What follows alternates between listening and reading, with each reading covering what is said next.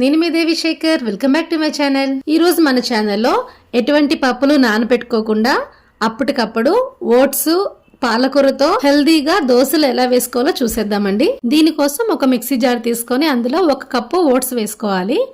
Oats ఏ కప్పుతో అయితే కొలుచుకున్నామో అదే కప్పుతో అరకప్పు వరకు గోధుమ రవ్వ వేసుకోవాలి.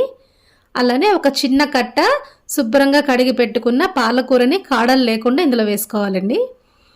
ఇందులోనే 1 అంగుళం ముక్క అల్లం ముక్క, అలానే 1 పచ్చిమిర్చి, 1 టేబుల్ స్పూన్ వరకు పెరుగు, అలానే 1 అరకప్పు వరకు నీళ్లు కూడా పోసేసుకొని మూత పెట్టుకొని వీలైనంత మెత్తగా మిక్సీ పట్టుకోవాలండి. ఇందులో మీరు గోధుమ రవ్వ బదులు బొంబాయి రవ్వ అయినా సరే వాడుకోవచ్చండి.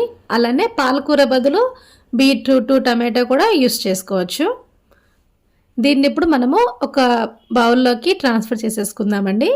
చేసేసుకొని దీంట్లో రుచికి సరిపడా సాల్ట్ వేసుకొని మొత్తం అంతా కూడా కలిసిపోయేలాగా మంచిగా కలిపేసేసుకోవాలండి. బ్యాటర్ కన్సిస్టెన్సీ మన దోశలకు ఎలా అయితే వేసుకుంటామో అలానే ఉండాలి.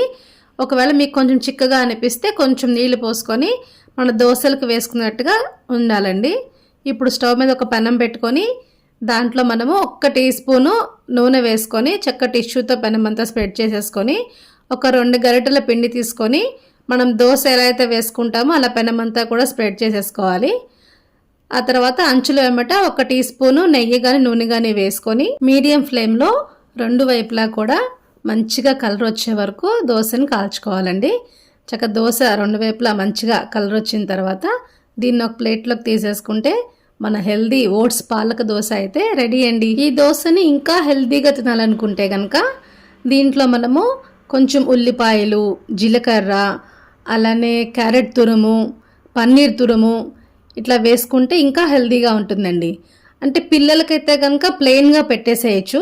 పెద్దవాళ్ళు తినేళ్ళకైతే కనుక నేను చెప్పినట్టుగా ఉల్లిపాయ, జీలకర్ర, పన్నీర్ తురుము, క్యారెట్ తురుము ఇట్లా వేసుకుంటే ఇంకా హెల్దీగా ఇంకా టేస్టీగా ఉంటుందండి. చాలా మంది పిల్లలు ఆకుకూరలు తినడానికి అస్సలు ఇష్టపడరు కదండి. అట్లాంటి వాళ్ళకి ఇట్లా మనము పేస్ట్ లాగా చేసేసి దోశల్లా వేసి పెట్టేసామనుకోండి చక్కగా తినేస్తారు.